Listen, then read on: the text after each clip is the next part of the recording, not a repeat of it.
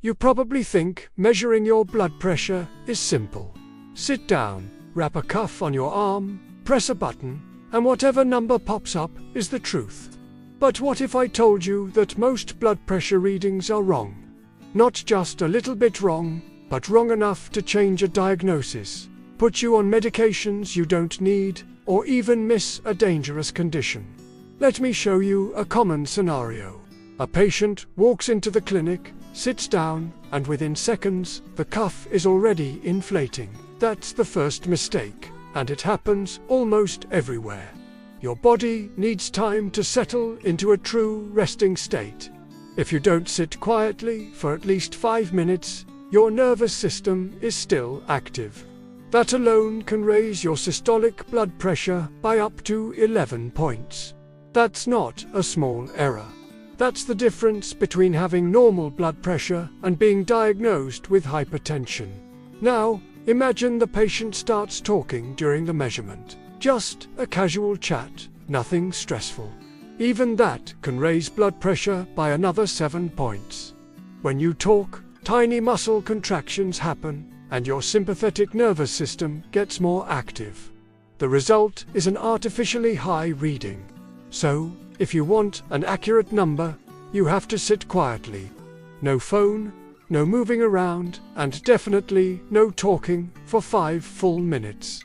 Next up is a more subtle issue. Which arm are they using? Many clinics just measure one arm, usually the left one, out of habit. But your blood pressure can be different in each arm. The correct way is to measure both arms at least once, and then consistently use the arm with the higher reading. That arm gives a better picture of your true blood pressure. However, if one arm is consistently more than 10 points higher than the other, that's not something to ignore. It could be a sign of an underlying vascular issue, like a narrowing of the subclavian artery. Now, let's look at posture. See this? No back support. The arm is resting on the thigh, and the legs are crossed. This is practically a masterclass in how to get a falsely high blood pressure reading. Sitting without back support can raise your systolic pressure by up to 10 points. Letting your arm hang below heart level can add another 6. And crossing your legs is the worst of all, adding as much as 15 points. When you stack all these mistakes together, you can easily end up with a reading that is 20 or even 30 points higher than your actual blood pressure. The correct position is simple but so rarely followed. Sit in a chair with firm back support. Put both of your feet flat on the floor, and support your arm so the cuff is level with the right atrium of your heart, which is roughly at the midpoint of your chest. A dining chair actually works surprisingly well for this. Let's talk about caffeine. That large cup of coffee suggests this patient probably had caffeine shortly before the measurement. For people who don't drink caffeine regularly, it can temporarily raise systolic blood pressure by up to 10 points. If you drink coffee every single day, your body adapts, and the effect is much smaller. That's why I usually recommend avoiding caffeine for about 30 minutes before measuring your blood pressure. But you don't necessarily have to skip your morning coffee entirely. Withdrawal headaches can actually raise your blood pressure too. Here's a mistake you can't see, but it matters a lot. A full bladder. A distended bladder activates your sympathetic nervous system and can raise blood pressure by as much as 15 points. Yes, something as simple as not using the bathroom can dramatically change your reading. Now look closely at the cuff itself. Does it fit properly? Using a cuff that's too small can raise your blood pressure by up to 11 points. A cuff that's too large can give you a falsely low reading. The only way to know for sure is to measure the circumference of your arm and match it to the cuff size printed on the device. This is especially important when you're buying a blood pressure monitor to use at home. These days, most blood pressure measurements are done with automated devices. And despite what some people might think, they are actually more accurate and consistent for diagnosing hypertension. Manual measurements are still taught in medical school and are important in some situations, but for routine monitoring, validated automatic cuffs perform very well. That said, not all devices are created equal. Wrist blood pressure monitors are convenient, but they are way more sensitive to positioning errors. Even a slight change in your wrist angle can significantly distort the reading. For most people, an upper arm cuff is the best choice. And be careful when buying devices online. A lot of cheap, unvalidated monitors produce unreliable numbers.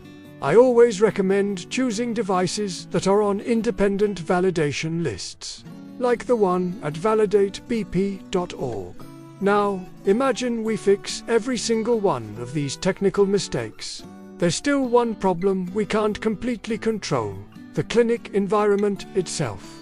Some people experience what's called white coat hypertension. Their blood pressure spikes in medical settings just because of stress or anxiety. This affects about 20% of the population and can raise systolic pressure by up to 30 points. These people might end up being prescribed medication they don't actually need. But there's an even more dangerous scenario: masked hypertension. This is when your blood pressure looks normal in the doctor's office, but is elevated everywhere else. It affects roughly 30% of people and often goes completely undetected. This type of hypertension carries a real risk because it damages your blood vessels and organs silently over time. That's why I believe everyone should know how to measure their blood pressure correctly at home. Your blood pressure naturally fluctuates throughout the day based on stress, sleep, hydration, and activity. Short-term spikes usually aren't harmful. It's the chronic, long-term elevation that causes damage. The most reliable approach is to measure your blood pressure twice in the morning after you wake up, and twice in the evening before bed for about 7 days. Then, calculate the average. If your average blood pressure is above 130/80, it's time to talk with your doctor. Long-term high blood pressure significantly increases your risk of heart attack, stroke, and kidney disease. The good news is that hypertension is very treatable once it's accurately identified. You might wonder how we know that 130 is the threshold, or why high blood pressure causes so many problems throughout the body. That's where medical science gets really fascinating.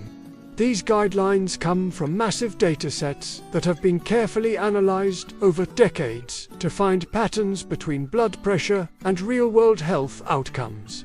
Understanding how to analyze data and recognize patterns is a powerful skill, and it's one of the reasons I appreciate today's sponsor, Brilliant. Brilliant teaches you to think through problems interactively, whether it's math, data analysis, programming, or artificial intelligence.